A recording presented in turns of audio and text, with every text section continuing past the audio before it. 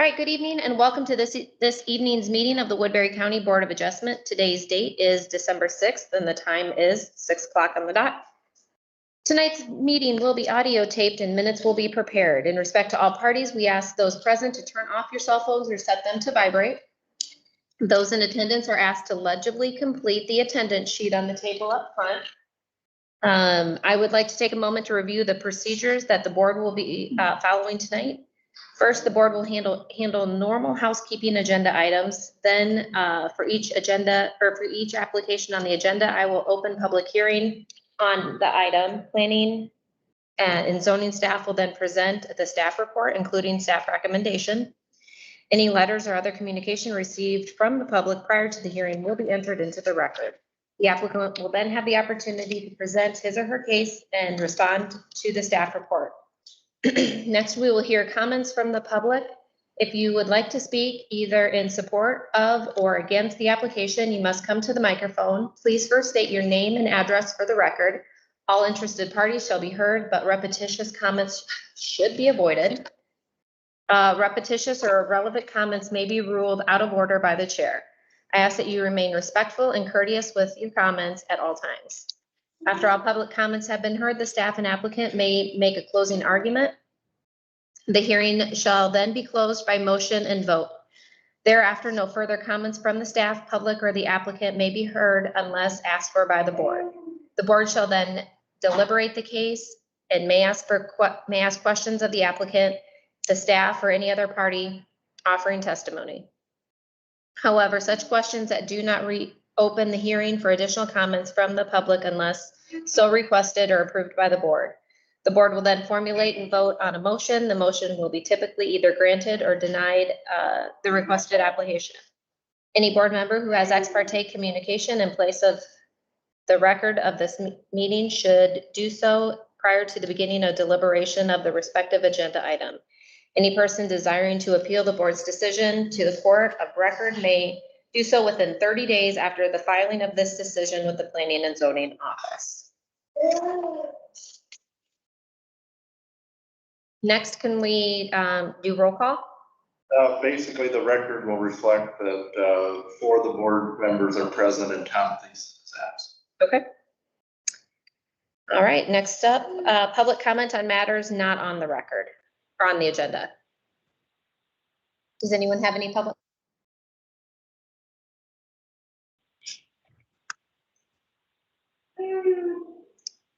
Keep going? Okay. In our packet, we have the minutes that were prepared from the meeting on November 1st, 2021. I would ask if anyone would like to make any motions to approve or deny the minutes. I'll approve them as presented. Second.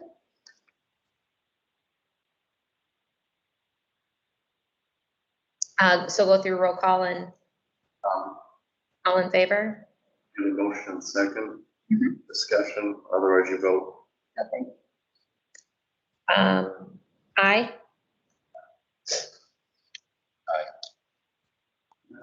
All righty. Items of business. First, looks like we have a conditional use permit for Dean Cruz on residential solar panels. Dan? Yes. Okay, this is the public hearing for Dean A. Cruz's conditional use permit. Dean A. Cruz has filed a conditional use permit application to request for the installation and use of solar panels on the roof of his single-family dwelling on his property identified as parcel number 894602200001. This proposal was published in the Sioux City Journal's legal section on November 20th, 2021 for tonight's public hearing, December 6th, 2021. The neighbors within 500 feet have been duly notified via November 17th letter about the zoning commission review meeting and tonight's meeting. And they have been requested to comment. As of November 30th, no comments have been received in opposition, including none as of today. Appropriate stakeholders, including government agencies, utilities, and organizations have been notified and requested to comment. No major concerns were reported. This property is not located in a floodplain. Based on the information received and the requirements set forth in the zoning ordinance, this proposal meets the appropriate criteria for approval. It is the recommendation of staff to approve this proposal. On November 22nd, 2021, it should say, the Woodbury County Zoning Commission did review this proposal and found it in compliance to make the recommendation to the Board of Adjustment.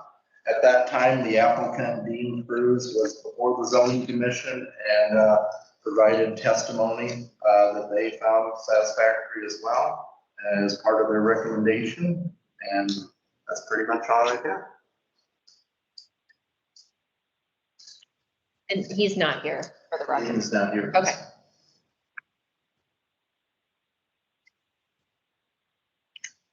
Pretty close to the Plymouth County line. Yes, in fact, some of the letters that got sent to the neighbors went to Plymouth County.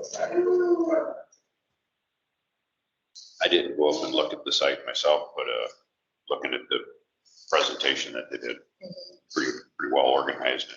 That's just like you said, it's going to be off the road. Yes. Yeah. Yeah, and it's affixed to the top of the roof of the house, so it just kind of fits.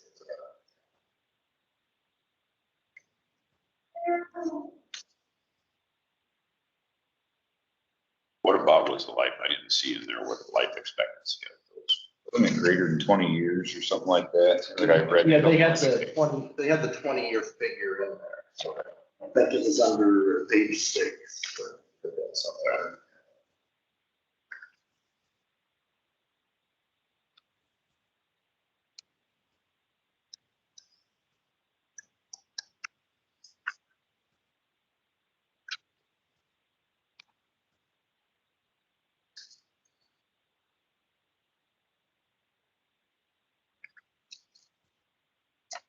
The staff's comments on this, just other than recommended. I mean, do you have any?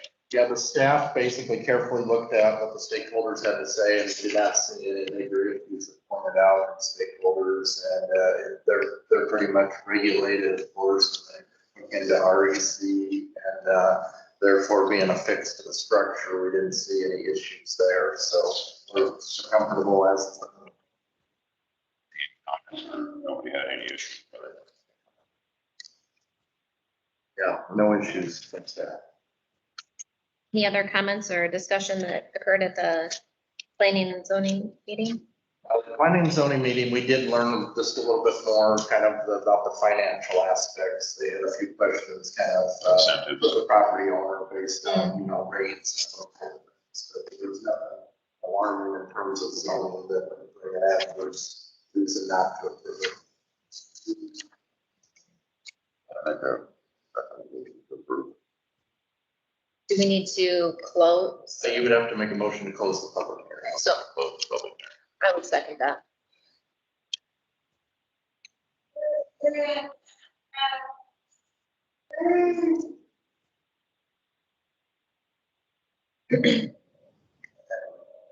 Basically with a motion and second to go around and vote.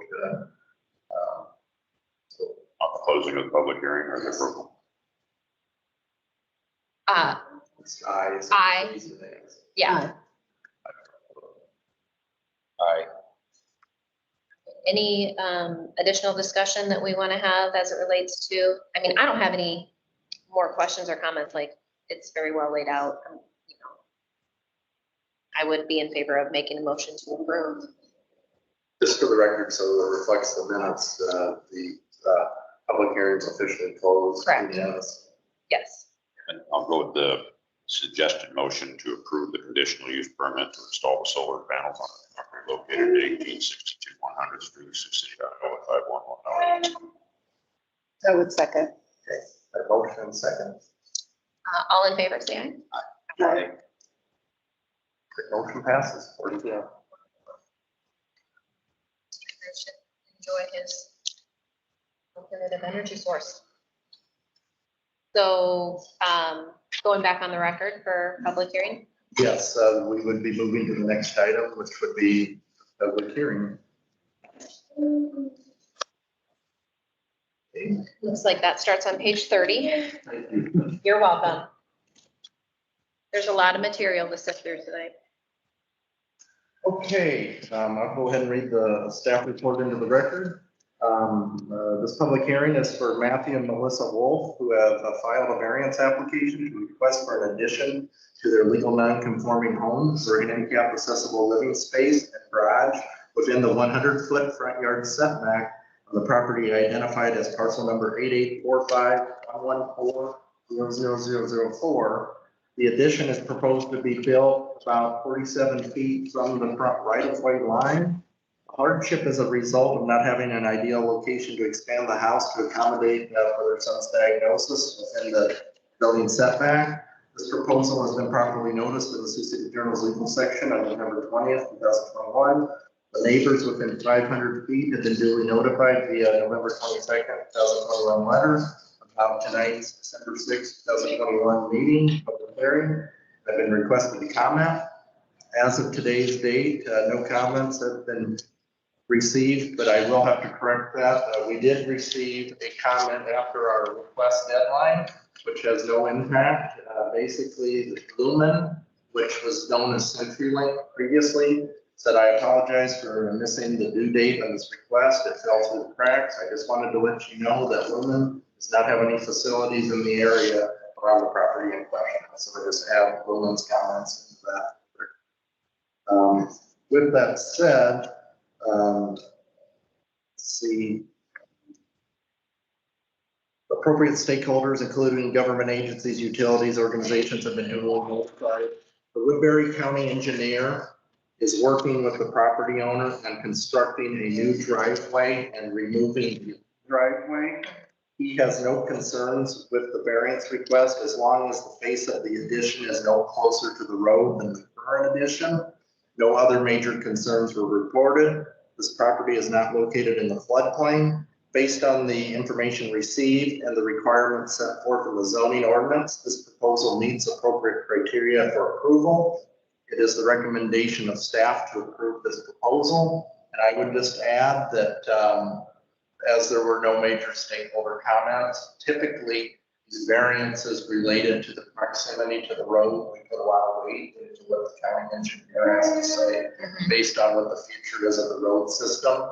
And he's had this recommendation in the past on not to go any further than where the existing structure is, as there's been many structures throughout Woodbury County that have been closer to the road than what the setbacks are. And that's kind of where Mark came off on this one, is he's fine with the placement of this respective structure as long as this doesn't go closer to the road. And so obviously the house currently doesn't meet the setback because it's formally a legal non-conforming structure. So the other sub issues is that Mark requires one driveway per parcel. His threshold is 10 acres. This is under 10 acres. So Mark is working with the property owner on aligning up a new driveway with the respective garage. So that's set to be okay with them, as well as the property owner is also on a separate issue working with Siouxland District Health so that they meet the requirements for when you expand your space or have more living area and affect septic systems and those type of things. So they're on track for that. To work it out for us. That's all I have. So do we have Matt and Melissa here? Yes. Wonderful. Hi, guys. Is there anything that you would like to share with the board? And I'd ask you to introduce yourself, and then I think. I'm Matthew Wolf, Lincoln Wolf, you can see here Lincoln Wolf there in the background. He's that guy. Yeah, essentially, we purchased the home in 2016 without knowing what Lincoln's diagnosis would be. So as it progressed, we found out that he was quadriplegic, nonverbal. So we're trying to accommodate him as well as his nurses and us to facilitate, basically the mobility of him, getting him in and out of the house, getting him to his school in Woodbury Central, and just hoping that we can do this to facilitate that and keep the family safe and keep him safe. Questions? No. It's a very nicely put together application, so thank you for the detail.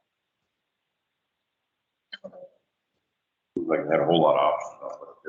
It really did. Now with the elevation and just the grade of the ground out there, it's tough. It's beautiful, but Yeah. Mhm. hard to work with. Yep. And it should help. I went out and looked at the property and it appears to me that it may help you a lot with your parking situation as well. Yes. That you'll be able to get your cars into the garage or onto the, I assume, the cement slab. Yes, correct. You'll have to park them on. And we did play with the idea, there is a garage, attached garage, it's about 45 feet from the house, but the elevation change from our, our basic floor level to where you get out of the garage is 12 to 14 foot difference. So by ADA specs, it's just hard to get from A to B and meet that right, that Yeah. criteria. And I could see that when I was there.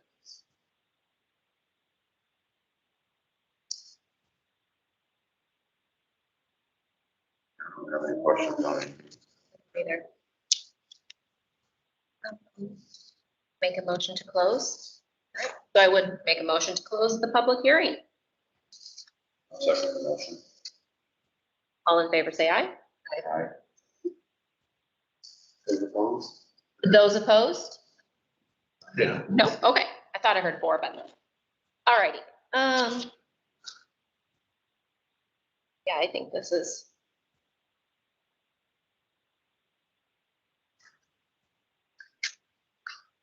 I'm comfortable with it. I don't see any issues. I would make the motion to approve. I would make the formal motion. Okay. I motion to approve and, a motion to recommend approval of variance to construct a handicap accessible living space and garage within a 100-foot front yard setback on the property identified as parcel number 884511400004. I would second that motion. All in favor, say aye. Aye. All opposed? Same sign. Motion passes. All right. Probably the easiest part of the whole project. Yes. Oh, Oh, yeah. You're welcome. Coming in. Yes, thank you. Oh, not an interruption at all. You guys have a great night.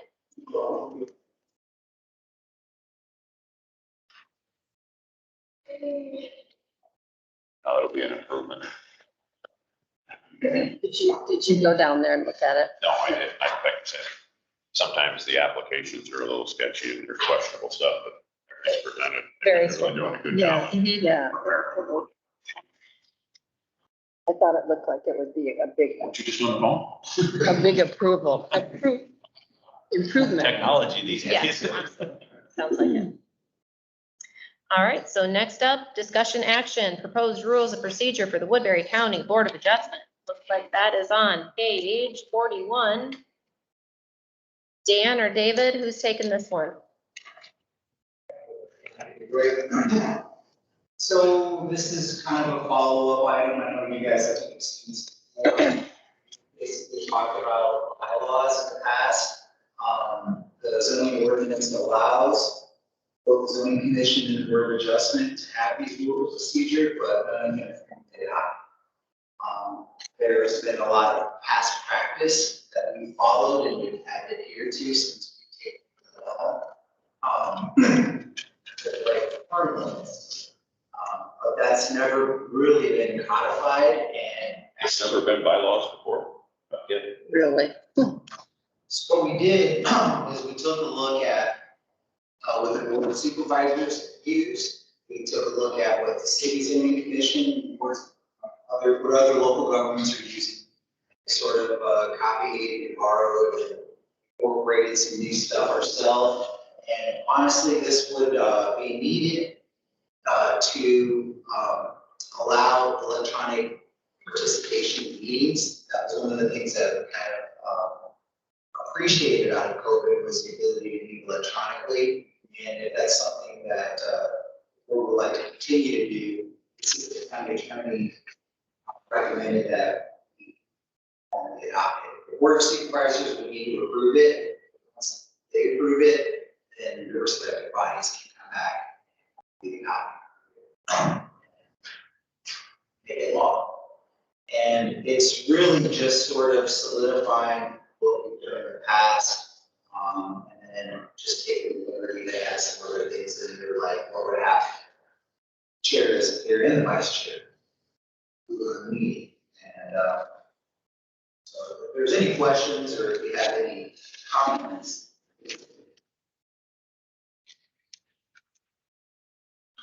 So David, on Article 4, Section 9, the electronic participation, that's being able to attend either telephonically or virtually? Yes, so there's an expectation that people attend meetings, and the assistant county attorney here that advises us, his interpretation of the code is that there needs to be at least a quorum present. And if you have these bylaws and you have a qualifying act, such as traveling or you're sick or work complications or something, there's a quorum present, it allows. Physically has to be 3 people present at the Yes, there have been other interpretations across the state. I know that we've seen that in ISAC, an article about some Woodbury County attorneys believing that as long as you have a quorum participating and that you have staff present, hold the public meeting, open to the public, that would count. But ours has advised us that we need these. So, example of this past year when there wasn't quorum physically present, now does that have to be authorized by a decree by somebody? That was. It was. Yes, by vote. Okay, so that would be a qualifying. Other than that, Yes. in the absence of that, there has to be. That seems like that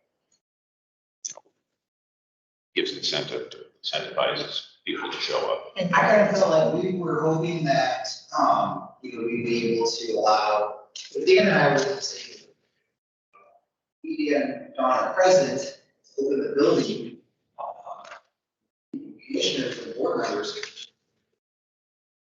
That's twice. At least 3 presents. We're kind of hoping that, I think that make it easy for everybody, a lot easier for this. It'd probably be rare that you'd have a case where you wouldn't have that. But I know, like for me, for example, I travel from Des Moines to be here at this meeting. And so there could be times where it's difficult for me to attend, so.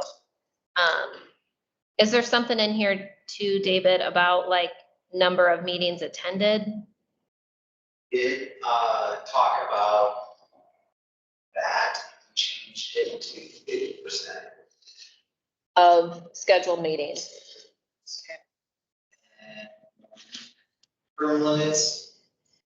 Oh, that's. Which is a good. Excuse me. This would be to, and then zoning ordinance to catch up with the Iowa code changes that back. As far as the boards, the full world, the cities participate. But with the bylaws, I think it's pretty easy, cut and dry.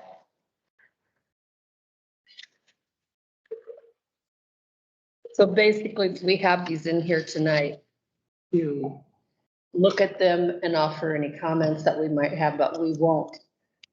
We don't approve them. This Board of Supervisors approves them first, and then we can adopt. And so this will come up with the board. Yeah, we'll probably try to get this on there next. Oh, okay. I didn't know if we were gonna wait until after the first of the year, do the holiday, if they had other. Okay. No, we meet every Tuesdays. Once again, appreciate all the work that you guys have to put into doing this stuff. Yeah.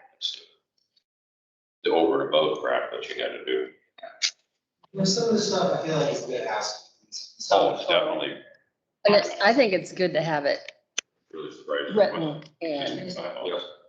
able to, refer to it. It's something definite that, Black and white. Yeah, we had a lot of like previous administrator notes, come back from the first comments. But yeah, coincidentally, just. Good history. That's what I'm all about, Bob. There you I mean, go. I'm not gonna lie here. There you go. Cool. Alrighty, anything else with the proposed rules of procedure? I think it, like Bob said, it looks very nice. I think you got it on that. All right, so next up is, discussion of proposed zoning ordinance amendment. Am I tracking?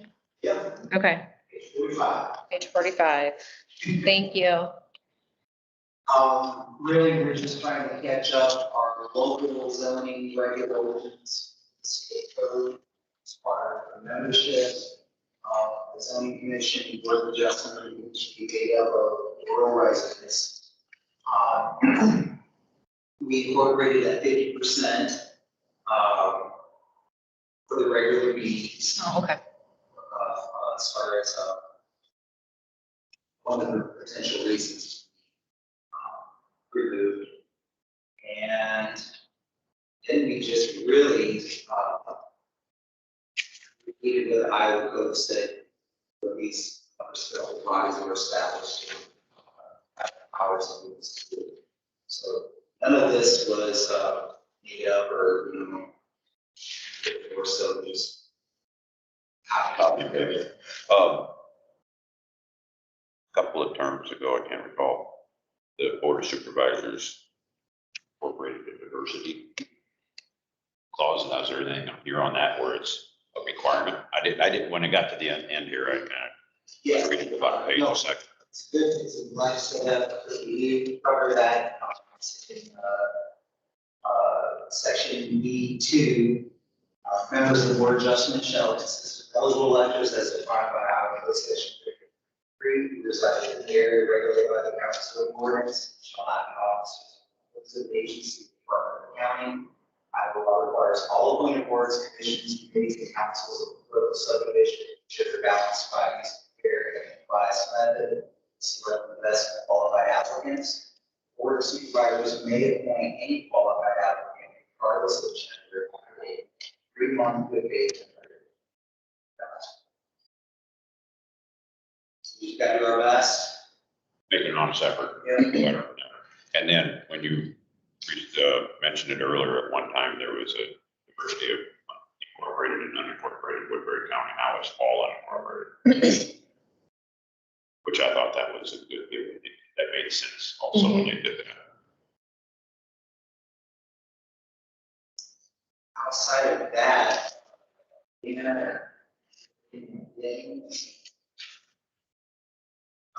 term limits, did you talk about term limits? Yeah, the term limit part, is something under section B1. And you've got, and basically, we've shown you copies of both the zoning commission language and the board of adjustment language, which is 40 page 47. Kind of bouncing some ideas back with the zoning commission. They had kind of pointed out clarity on service for the folks that have served in the past, and putting kind of a line in the sand, basically, on how does my service count? As you know, last year, some people had staggered terms where they're finishing out other people's terms a week or, a month, or I know a few members here are finishing out previous terms as well, so. Yeah, we lost some. Yeah, and so basically, we were kind of charged kind of for the zoning commission to find a way to kind of clear that up. Kind of some language that's not in the packet, but we were kind of thinking of something to say whether commissioners or board members with past experience in the zoning commission or board of adjustment prior to January 1, 2023, regardless of years served and numbers of years or number of terms served, are eligible for appointment and membership on the zoning commission for up to 2 additional terms for 5 years. So what that's trying to do is a sort of historically clean up the confusion that could be based on the primary sort of. Yeah, so it doesn't matter if you served much in the past. Pretty much from the effective date of that amendment going forward, you'd be allowed to finish your partial term and then still do 2 full 5-year terms. That was just, I want to make sure that folks understood that. Trying to prevent anybody from reapplying or staying on. So it's just something that honestly we had actually been doing with the board of adjustment resignations. It was supposed to, Saturday.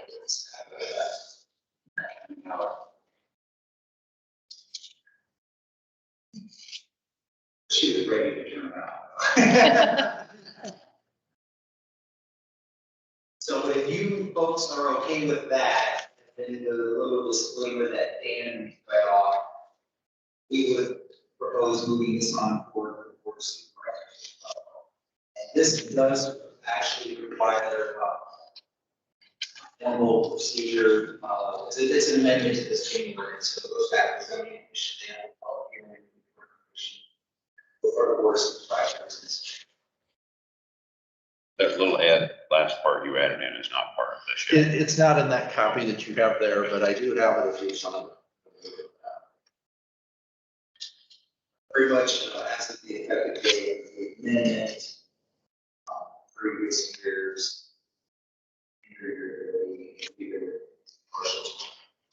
It's just sort of like starting out fresh with everybody. Everybody gets this correct. Yeah, so that particular verbiage would only be applicable for the first adoption of this, and then after that, it would be. Basically, it would just sort of take care of, without that language there, it sort of looks like everybody that's ever served historically, they're done, basically. But a few terms into it, none of that'll have any relevance. Once you get past the 10-year threshold, then it would just be basically routine on the 2 terms, basically. It serves out both of them, basically. We put together sort of a tentative timeline on page 49, just to give you sort of an idea of the process and future dates.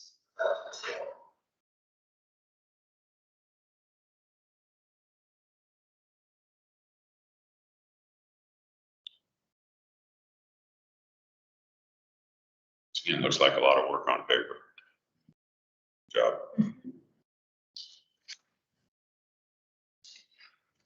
So this is going to go clear into February then, is it?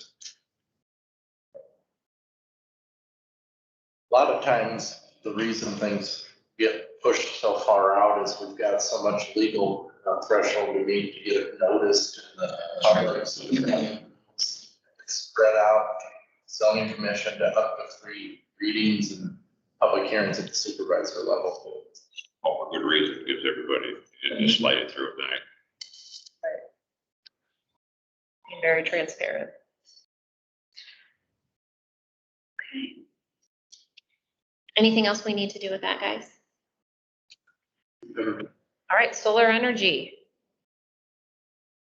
Just an update, folks all received the email, with some resources, information, basically it's the same information you started looking at. Some information.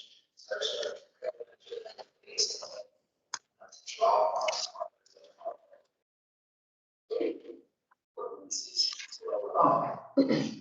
it's not required reading necessarily, but you know, if you happen to be in the mood, feel free to, you know, dive in, but we will take the liberty of putting together a draft, got a work group together, and we'll try to get that hopefully in a rough draft form, folks to start looking at and kicking around with our stakeholder groups. Start taking a look at adopting an amendment to this ordinance, which would give us a better grasp on how to site decommission solar farm. Right now, just really stuck with the accessory structure setback, however, something is sort of T really working on anything else. So when we were talking cell towers, we cannot incorporate any language in on the decommissioning portion of it, or when they reach their life expectancy. Have any say in that? With the solar, we'll be able to, or we will be able to, or Solar we do, yes. And solar, couple of different set of options. We continue to do it as a conditional use, we can do it as an outright allowed use. So it's a certain zoning district that we all agree to, that we just file a better structure. So we do, there's a variety of different ways that we do that. But I think it would be helpful if we would have some provisions in the ordinance that are specific to the large scale stuff. Maybe in your consideration, do you want to change, like how we permit residential? We surveyed all the cities in Woodbury County, it's just an hour. So in the county where you have more flexibility with how you do property, we're actually more restricted than the city. It's more proactive too. A lot of the cities are, not to say it wrong, they're step behind. A lot of that stuff's in the post. When you were, like Mid-America, when they put their additional use in solar, they own that property. But I was talking to a farmer closer to the county line, but it was in Woodbury County, who was approaching solar farm. But they just wanted to lease the property with the solar panels. They were going to own it. I can't remember what the finite amount of time was in the history of the property owner. But at the 20-year life expectancy of the solar panel, the farmer stuck with all these concrete ways, steel, so the decommissioning, if that can be put in there, because I would imagine that I would like to hope that anybody was going to get that in depth into it, try and cover themselves. So yeah, that's a good point. I mean, it's stuff that we're doing here, a lot of landowners that are that's that. Well, at least to put in the issues on it. But I find it, and I know it's on state levels, kind of odd that this communication industry is protected, but the electrical generation industry is not. That's it. We can put conditions on them. Yeah. I'm a little. That lobbies work and the different types of exceptions that specific industries get, because, yeah. I have a lot of issues with the cell tower restrictions that they don't need, they're not, they don't have any on them, basically. Not necessarily. Yeah. Convince myself, but the laws are written very clearly that we cannot do. But what's nice about this is that, with the conditional use or, even with an amendment, depending on what we end up doing, things like that I didn't really think about, like pollinators, like furry grass, flora and fauna that can be required as part of a national buffer, different, things like that. So those were some pretty good ideas to be incorporated in this case. So we'll take a look at that. We'll bring those things back for you all to take a look at it. See how it goes. So David, who's all on the work group that's formulating? So Dan and I, Chair, conservation, finance, assessor, emergency management,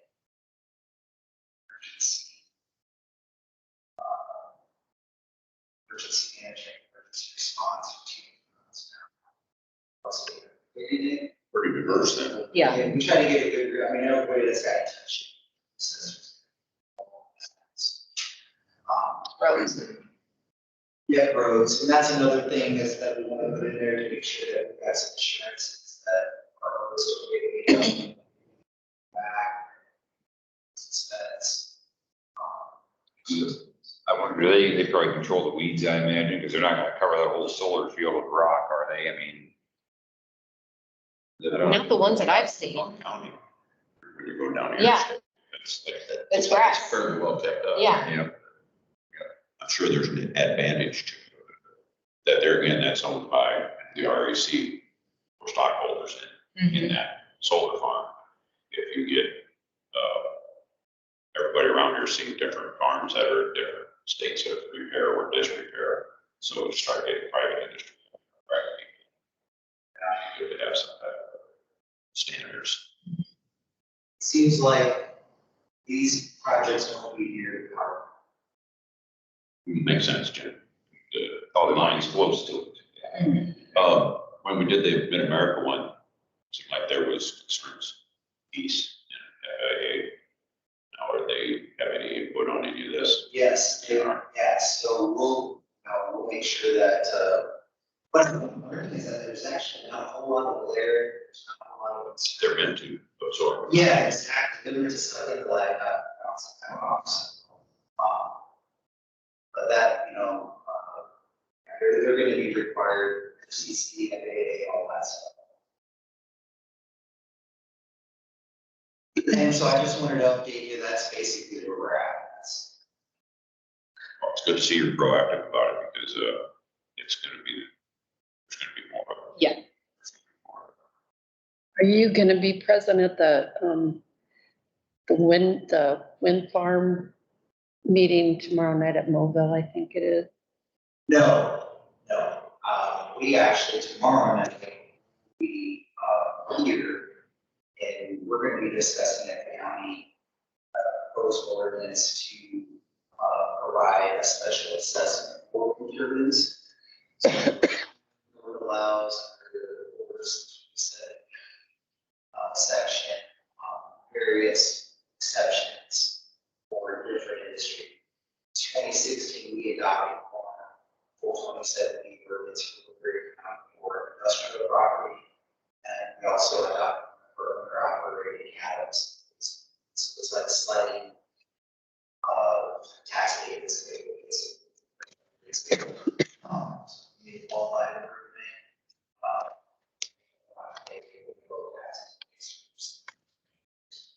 We're proposing that tomorrow, and I was aware of the landowner meeting in Louisville, but it's my understanding that it's just for private owners. Is it an informal thing or somebody thinking of something? I don't know. I just don't know very much about it. My son got an invitation to go to it, so he was planning on going. But he asked me if I'd gotten a letter about it, and I said, no. We didn't get anything. So I didn't know quite what it was, even that they were doing, but evidently somebody wants to do a wind farm somewhere. Lots going on. There's been a lot of interest in the industry.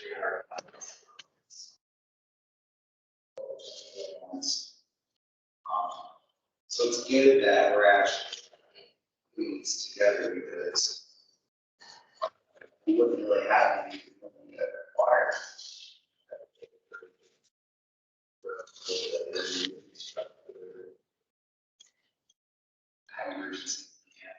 What else would you be doing if you were doing that? Gosh, I really just be like. Burns and. Well, and then they just had that meeting on the CO2 pipeline that's gonna be, that's caused a lot of controversy. Solar. I don't know what's going on out there. So this is, I'm guessing, something that we'll keep on standing agenda items to continue to get updates. All right, thanks, guys. Actually, we wouldn't be doing barns and stuff, this, Because ag exempt, we can do whatever we want on our land. I think I might be. And once they say that, you can't. All of the ones gone, tricks on the phone and to mess it up. Yeah. Do you have a garden and you grow more than 10 tomatoes? You are a farmer, sir. Congratulations. You say you are. Yep. Technically, you have to, according to the USDA, you have to produce more than $1,000 worth of agricultural goods, then you're considered a farmer according to the USDA.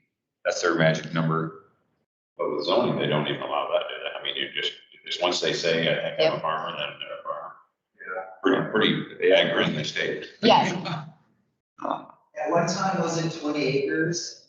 Meters is like there, no questions. I was thinking there was something in there where the percentage of your income had to be derived from at one time. I don't know.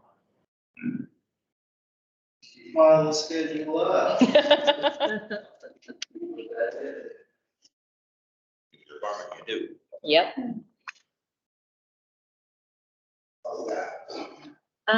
Any other public comment on matters not on the agenda? Hearing none.